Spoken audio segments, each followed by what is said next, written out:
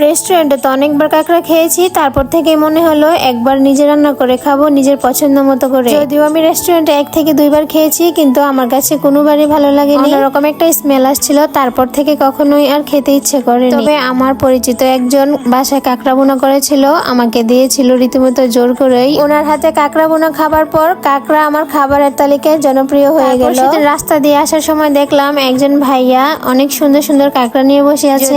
আমি আমাদের এলাকা আশেপাশে প্রথম দেখেছি, আমার চোখে কখনো পড়েনি, আমি সাথে সাথে কিনে নিয়েছিলাম। তারপর বাসায় আনার পর এগুলো পরিষ্কার করতেছিলাম। কাঁকড়া পরিষ্কার করা অনেক বেশি সময় লাগে আর অনেক বেশি ঝামেলা। তো কাঁকড়া পানির নিচে থাকে, তাই কাঁকড়ার গায়ে প্রচুর পরিমাণের কাদামাটি লেগে থাকে আর অনেক শ্যাওলাও লেগে থাকে। সেগুলো পরিষ্কার করার জন্য একটা ব্রাশ নিয়ে নিতে হবে। ব্রাশ ছাড়া এভাবে হাতে পরিষ্কার করা সম্ভব না। ভালোভাবে ব্রাশ দিয়ে পরিষ্কার করার পর কাঁকড়ার পা গুলো একটা একটা করে সবগুলো পা খুলে নিতে হবে।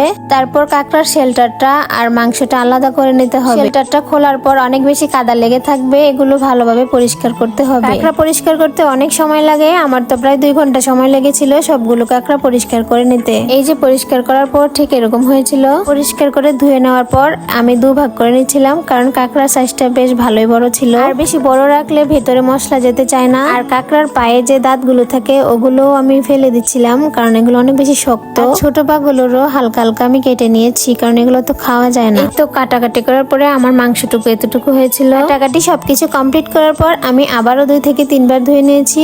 তারপর এখানে আমার মাংস আর পাগুলো মিলে এতটুকু হয়েছে। এখন এটা রান্না করার পালা। প্রথমেই আমি গরম পানি দিয়ে ভালোভাবে সিদ্ধ করে নিয়েছি। সিদ্ধ দেওয়ার পর আবারও ধুয়ে নিয়েছিলাম ভালো করে। তারপর এখানে পরিমাণ মতো তেল দিয়েছি, আর তেলের পরিমাণটা আমি কমই রেখেছি। তারপর পেঁয়াজ কুচি দিয়ে আদা রসুন বাটা দিয়েছি, জিরা বাটা দিয়েছি। এখানে বাটা মশলা ব্যবহার করলে বেশি মজা হয়।